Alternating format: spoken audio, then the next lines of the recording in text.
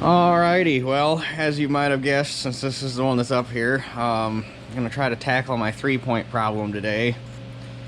I'm hoping it's a quick fix.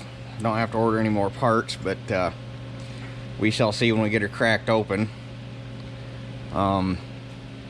It did this same thing 2 years ago, and we thought we had it fixed, and what the problem was it had sheared the pin off that connects the 3-point lever. The 3-point lever is on the shaft, and then the shaft comes through, and then the shaft has an arm pinned to it with a dowel pin in it that goes in and engages the parallel link that works the 3-point draft control. And it had sheared that pin off and let that arm slide, and it threw the geometry of the linkage all out, and that's why it was doing what it was doing. So I'm wondering if that's what it did again, but we're gonna have to figure out why the hell it keeps doing it, because this is getting annoying. There's got to be something twisted or assembled wrong or something in there, so we will find out. But and then I've also got the parts. Once we get that figured out, I got a friction disc and a gasket, so we'll pull the lever and everything out and do that while we're here, because that friction disc is, well, it's missing a big old hunk right there. It's not long for the world. So anyhow, I just love the way this damn tractor looks with them big meats on there. He just looks mean. Little 70 horse tractor with all that rubber on there. And I also got the all the caps put on the loader valve. Tell you what, those things are definitely meant to be put on as you're assembling the couplers, because they're not big enough to slide. It was fun getting them on there, but I got them. But anyway, gotta take the center link off, the seat, the top cover. I'll probably just go ahead and pop that fender off right away, since it's gonna have to happen anyhow.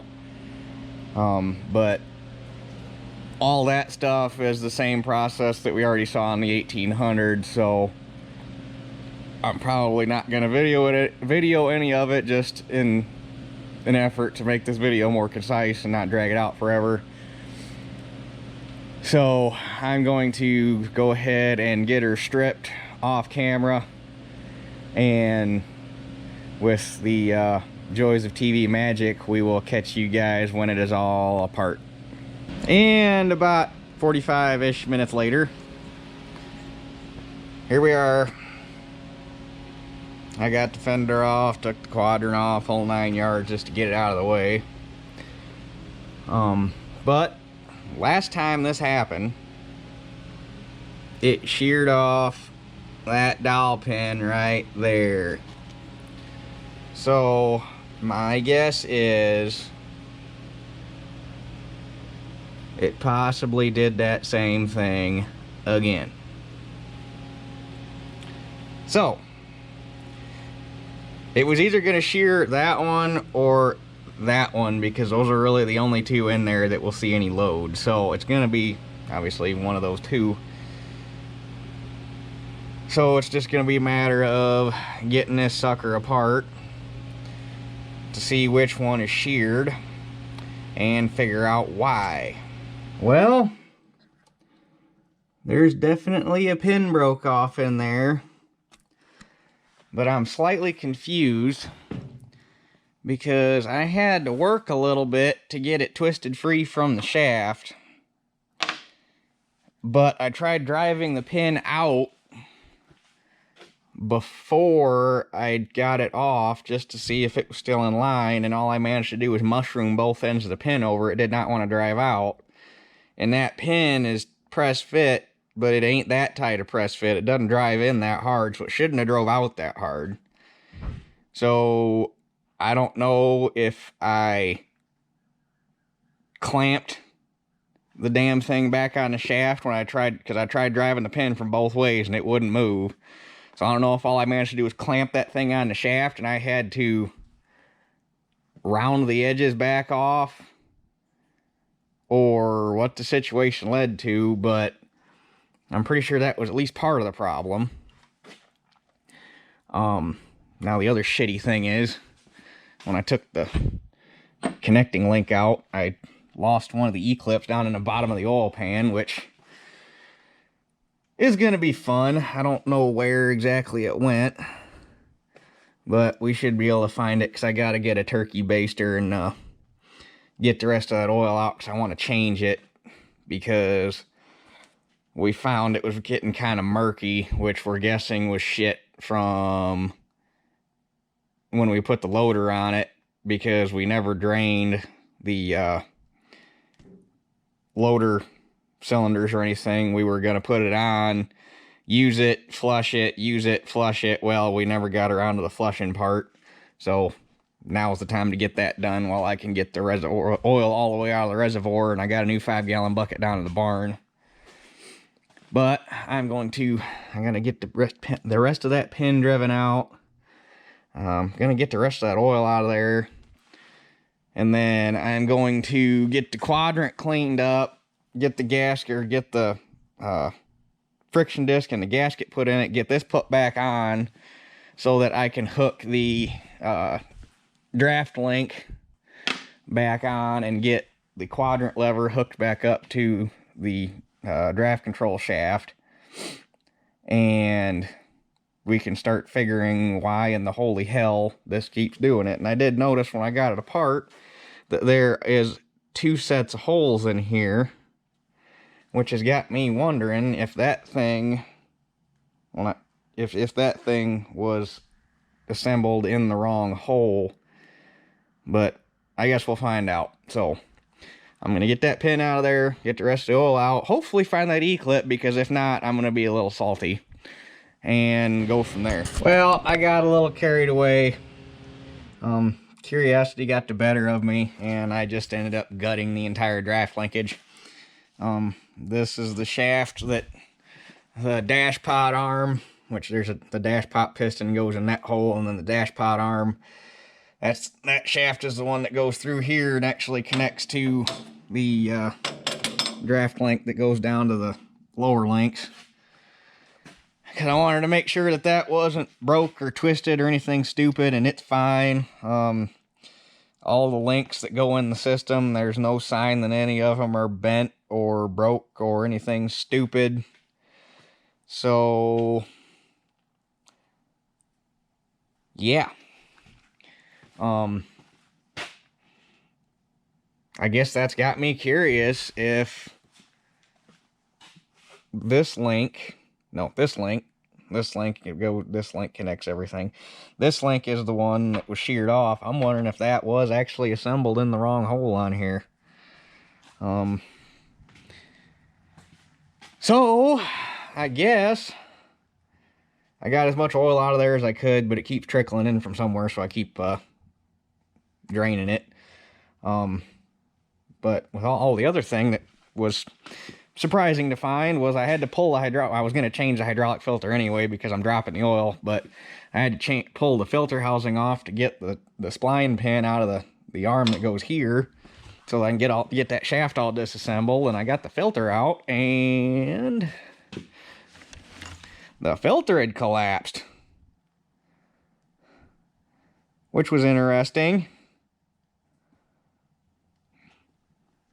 While I'm letting the oil keep settling out, and I'm going to get everything cleaned up, get the friction disc put in here, get this ready to go back on. That's got to go back on after I get the vast majority of the guts put back in here, because it's going to be in the way otherwise. And then I've got to get the quadrant back on and the draft shaft back in and get it hooked up so that we can see which hole lines up and what's supposed to be going on here. So that is going to be first priority, which again, I'm not going to film this because we've already seen it. If you're curious how this works, go back and look at the video I did about a month and a half ago on the 1800, where we tore it apart specifically to put that friction disc in. So I'm not going to link it because you guys are just don't be lazy. Go look it up yourself if you really want to see it. I shouldn't have to do all the work. So anyway, I'm gonna get this all get this all cleaned up, put back together, and we'll go from there. Okay, now for the fun job of trying to piece this tight jigsaw puzzle back together.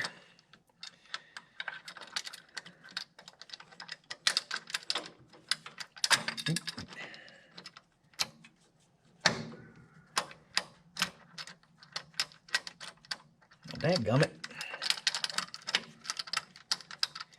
Everything in here, literally everything in here has to fit in with, or fit something else. So it's all got to go back in a certain order. And it all has to fit together in a certain way.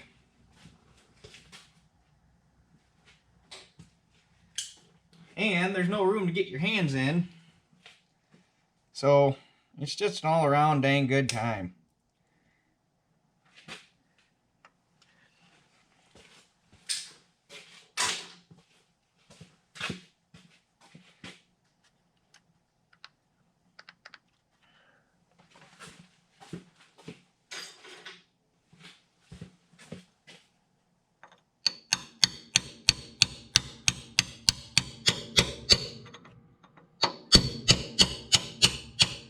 Well, that went way too damn easy. I figured I was going to play hell getting that hole lined up. Sometimes you get lucky. Whoops. Get back in there.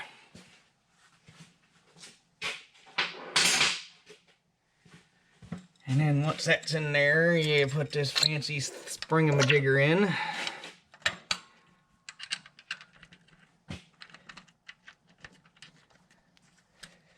And that's actually what puts tension on the, or what holds tension on the draft system.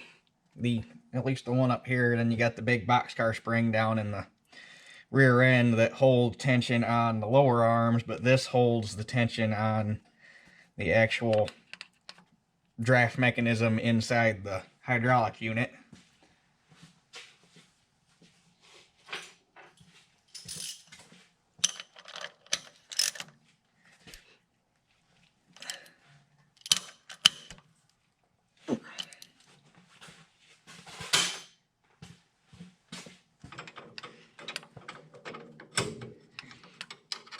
And it doesn't look like much, but I'm here to tell you, it is quite the little spring.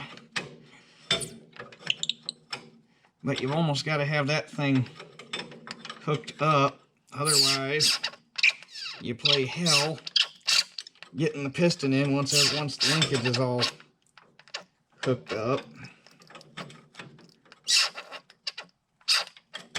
There we go.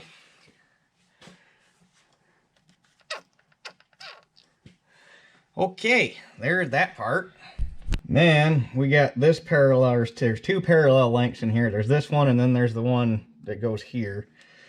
So you got this link down here, which is tied into the 3-point rock shaft, and this link tells the system where the rock shaft is in relation to the valve spool. And then this link is what sends the draft signal from the lower links up to the draft links that actuate the valve to give you draft. So this link ties those two together.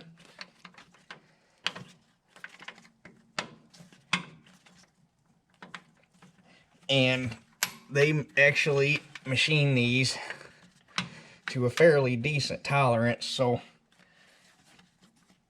sometimes they go together a little difficult,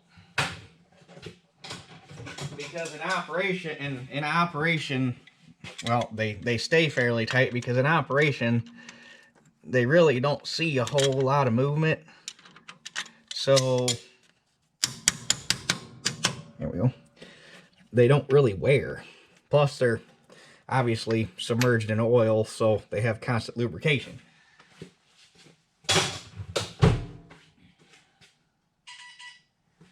And then you've got these little bastard E-clips that like to slip out of your finger. Wow, that was easy. that like to slip out of your fingers. You know, I might see, I don't really like how loosey-goosey that one was. I might go see if we got some of those in our assortment that small and just put new clips in there to be safe. Okay, so after I get these new E-clips in, which fit nice and snug, I'm sitting here playing with this thing, and that's bent. The arm itself isn't bent. I'm pretty sure the pin is bent because it's going off at an angle like that. So I guess I gotta pop this back out because you can't get that clip off. I mean, you might be able to, but I don't know. Yeah, actually, I might be able to get that thing out of there without taking that back out, possibly, maybe, hopefully, kind of, sort of.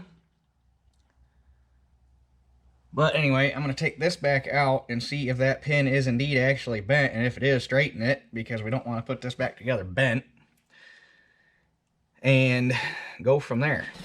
So I went to throw the graph control shaft back in the right-hand side of the transmission, and I put it in, and I got the quadrant back in, and I went to put the connecting link in, and noticed it fit really weird. And I got to looking at it, and I got it out here and put it in the vise. She's doing a little bit of the Detroit lean. So, I'm gonna straighten that out right quick. No es bueno. Alright, so got this straightened out as best I could. It was really damn hard because it's literally bent right up where the shaft goes into the arm. And the shaft is actually welded into this. And there's an O-ring groove right here, and it kept wanting to bend at that O-ring groove. So I got it the best I could, but it's not perfect. And then this guy, turns out, is not bent. I laid a straight edge all over this thing. I laid a straight edge all over this link. Everything is square. That hole right in there that this goes through is bored a little crooked. So hence, that's a little crooked. But what can you do? So, anyway, now I have to get the get the actuation link back on and the parallel link back in, and then we got to look and see what holes actually line up to see what we got going on here.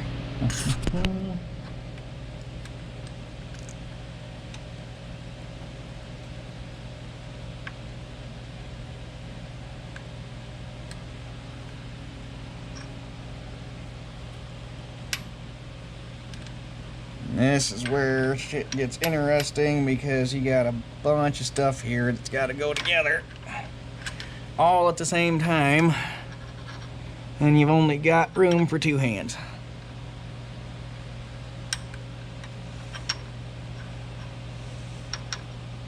That started. Alrighty. Well, it's all back together. I had to get the camera out of the way because I needed to get more shit in there to get everything lined up, and the camera was in the way. Then when I got it all back together, I didn't like how this link, and then the valve spool, right? Yeah, you can't really see it. Valve spool. I didn't like how all that shit was in line because that center link was tweaked. So I took the parallel link back out, and I took a pry bar and went up against this pin and the front of this arm right here, and I pried and kind of tweaked it back out straight-ish, at least straight compared to everything else in the linkage. And it fits better. Basically what made me do that is I didn't like the clearance it had between this pin and the parallel link. Just in case, under some certain circumstance, when you're using the 3-point on this thing, it was going to let something collide in there because that wasn't straight. I sat here and played with it for 5 minutes, looking at everything. I picked up the 3-point, I played with the lever, I left the 3-point down, I played with the lever. I could not find anything colliding anywhere, but That's not to say that under some certain draft circumstance or whatever the situation was that caused it to do what it did to begin with, something might possibly collide in there. So I straightened that out to get everything in line. I could not find any smoking gun. The pin for this ended up going back in the same hole it was already in. I tried to find the other hole, and basically I could get it lined up half a hole, and this ended up being bottomed out in the quadrant plate. So you physically could not get it rotated around far enough. So it has to go in the hole that it was in. The one thing that is different this time from when we had to fix it last time, and I cannot explain why or what the cause could possibly be, but last time we did this, when we put all of this together, the lower link arms were pulling really, really, really damn hard down on the draft sending arm. And it had the dash pop piston, that guy right there, pulled almost out of the hole. We could see part of the seal. Made no sense because we unhooked this and all of this was free. And there can't really be anything messed up in the rear end because the way that draft spring works, you have your load shaft and there's a plate in there with a split collar on it with 4 bolts in it, and there's the split acts like a keyway, and there's woodruff key slots cut. That load shaft is split so that you can pull both sides out, and there's woodruff key slots cut in both of those damn it. Never fails, that thing comes on when you don't want it to. Anyway, there's woodruff key slots cut, one in each of those load shafts, and there's a big, like, I don't know, 1/4 inch thick flat washers that engage that woodruff key slot and the split in that plate that keys the plate to the load shaft. So the load shaft can only go together one way. And then that load shaft tucks up underneath.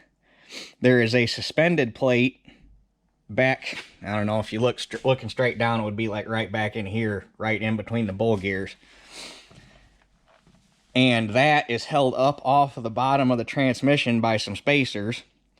And that plate on the load shaft goes up underneath that and bucks flat up against it.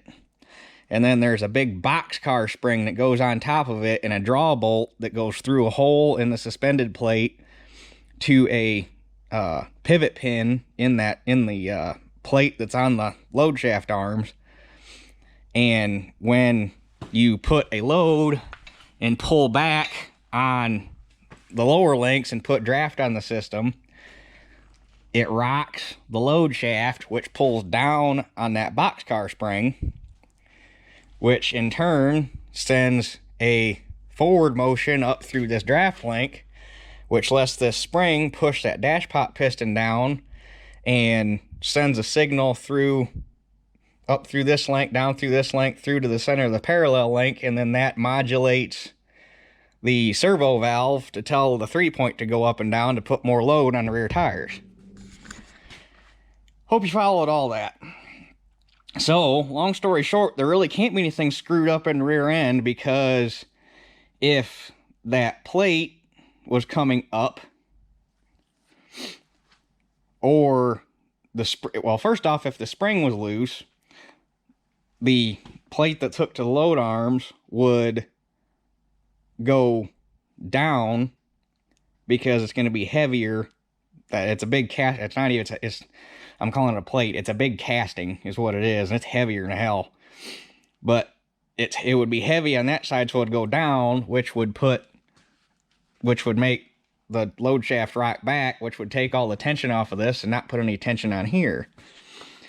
And if that plate was coming loose, you would be able to grab a hold. Basically, if anything was loose in the rear end to the point of screwing anything up out here, you would be able to by hand take that thing or take the load shaft and rock it, because there wouldn't be any tension on it. So there can't be anything screwed up in the rear end. You would know it. There would either, in the proximity of the bull gears, if anything was trying to lift up, you would hear it smacking the bull gears, or the rear end would lock up because it engaged the bull gears. So I don't know what changed between the last time we fixed this and this time to where, I mean, the only tension on this is the tension that spring is putting on it, which is the way it's supposed to be. Last time we fixed this, we had to get on this with a pair of channel locks because you couldn't move it by hand to get that pin and that pin back in, which we thought was odd, but we couldn't find anything wrong. So I'm confused because I can't find the damn smoking gun, other than the fact, because I'm not even still 100% sure that that pin was sheared off, or if I sheared it off trying to get everything apart. But I also found it odd that I couldn't drive the pin out. I'm confused about that, and then I'm confused about this. I don't know. But I've had it all apart. Everything's fine. The only thing I haven't had apart is I haven't pulled the top cover off to look in the rear end. But like I say, if there was something screwed up in the rear end, you would know it because you would feel it. So I don't know. But regardless, everything's freed up, or everything's free. Everything's put back together like it's supposed to be. I replaced all the E-clips in here with good ones that have good spring to them, and they snap in good. The valve spool works as it should. I don't know. Nothing collides. I guess all we could do is put her back together and see what happens. But like I say, I just don't know. Which is the worst part about tearing something apart like this is, well, did I overlook something, or is there just no smoking gun? It just did something really stupid that is a once-in-a-lifetime thing. But anyway, I guess I'm ready to put the arms back on for the remote valves and put the top cover back on. Put a filter in it, put the filter and everything back together.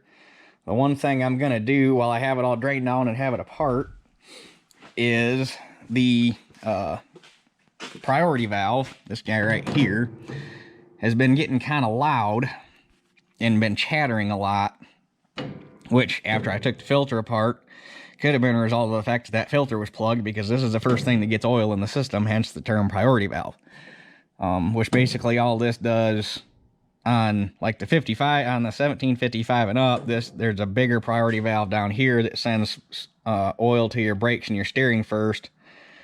This one is a lot simpler. All it does is send oil to the steering first. It's basically a hydraulic safety mechanism to make sure that if something fails in the hydraulic system, or if you're using multiple functions at the same time, like if you're turning around on a headland and raising an implement at the same time, this prioritizes the steering over the rest of the hydraulic system for safety purposes, so that you don't go to make a turn, raise an implement, and then all of the oil goes to the implement instead of the steering, and then you got no steering and you run into a ditch or run into a tree or whatever. Basically, that's what this guy does.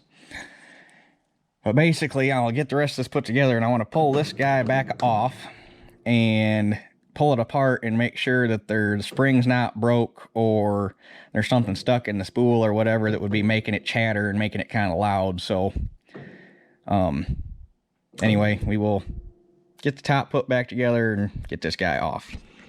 Just real quick, because I realized I have the manual sitting here and a picture's worth 1,000 words. This is what I was talking about inside the rear end. Focus. Is it gonna do it? Probably not. But this is the load shaft. Like I say, it's split, and then you got a thrust washer and a seal and bearing and all that fancy crap. But this was the actuation arm that I was calling a plate. It's shaped different in a 55 series a little bit, but that's what hooks to the load shaft. And then that's the piece of threaded rod, that's the suspended plate, and that's that boxcar spring. So yeah, that's what it looks like inside the rear end, and if any of this shit was loose, you would know it. When we got my 1955, the nut had backed off for that boxcar spring, and there was no tension on the draft whatsoever, and the minute you set anything down that engaged the ground, the draft would go batshit, and it would just... That's my professional sound effects. So if that was loose or something screwed up, you would know it. And if that plate came loose and was letting the whole thing rock back, it would hit the bull gears and there would be something very bad happen. So I find it very, very hard to believe anything is screwed up here.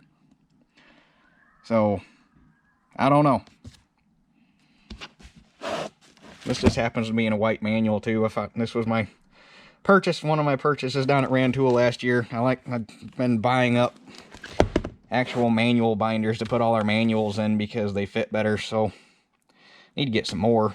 Got more manuals, need to go into binders. So these are the guts out of the priority valve flow divider, whatever you want to call it. They call it a flow divider, it's a priority valve. They basically mean the same thing, but what we got here is, this is your modulation spool, and this goes in this bore here with this spring inside of it, and that plug holds it all together.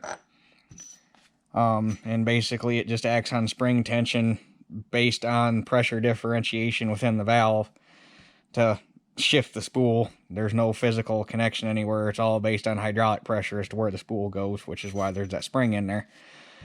And then this guy is your relief pressure spring. This is the poppet and spring that set the pressure for the entire hydraulic system. The 1600s went through 3 changes in their lifetime, their short lifetime. They started out at 1000 psi, went to 1200, then went to 1500, and they stepped up, or they changed the springs every time. But they started out at 2 3/6 or 13/16 long, and then ended up at 2 3/4. That's the 2 3/4 spring.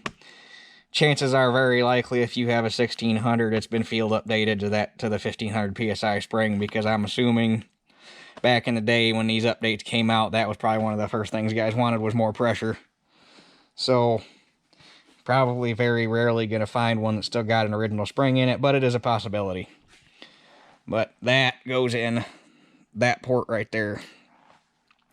But regardless, I took it all apart, cleaned it up, didn't find anything wrong with it. There's a little bit of blemishing on the landings on the spool, but nothing you wouldn't expect out of a valve spool that's this old. So I'm guessing part of the reason that this was chattering was because of that hydraulic filter.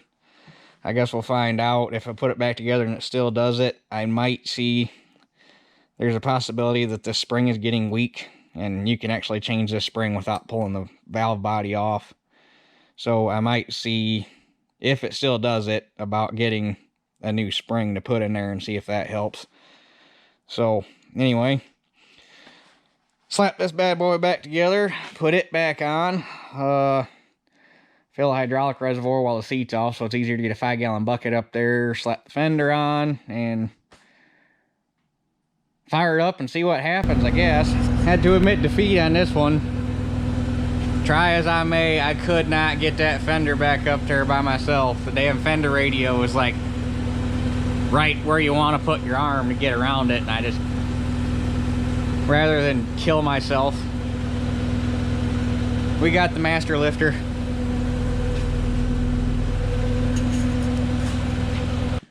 Well, should be good. Nothing to it but to do it.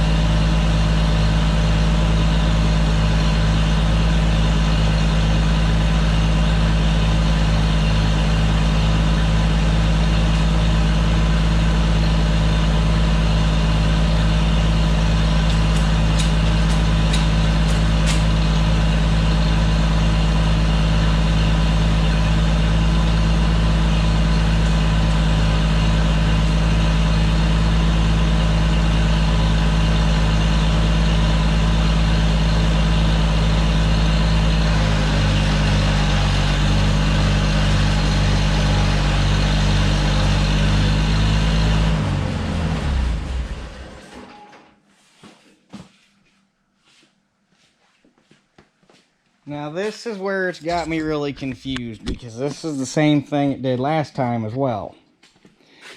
So I got it set where the free travel is just about right. Okay? When you push the lever into the full lower position, the hitch goes all the way to full lower, just like it's supposed to. Also, when you push the lever all the way to the full lower position, it won't go all the way to the stop,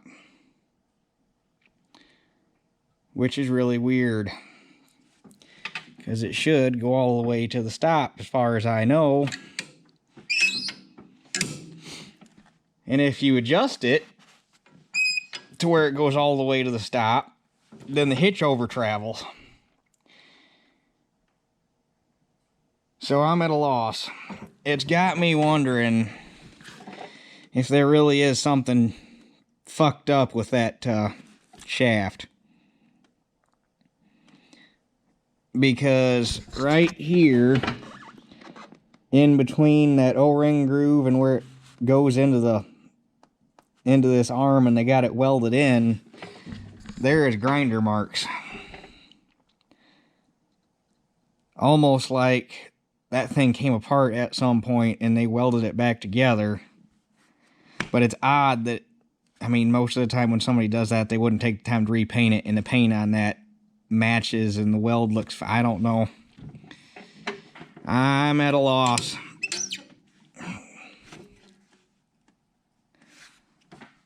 But what we figured out last time we did this, because last time we did this, we took all that apart and didn't change the length of the control rod. And when it was all together and it was doing this with the control rod at the correct length, the parallel link in there was hitting the servo valve body. So the only thing I can think is that something is screwed up with that shaft and that arm, and they're not in the correct relationship to each other anymore. So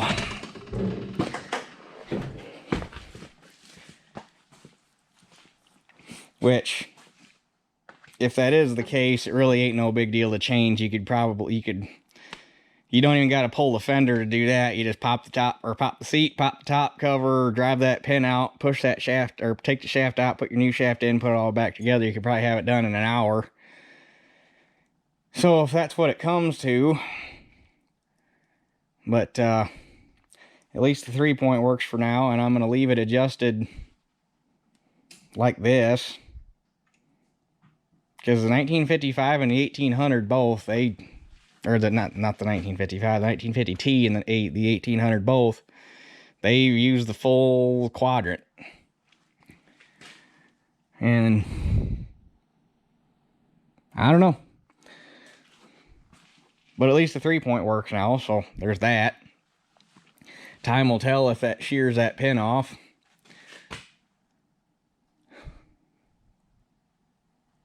That lever just really confuses the hell out of me. I don't get why it would do that.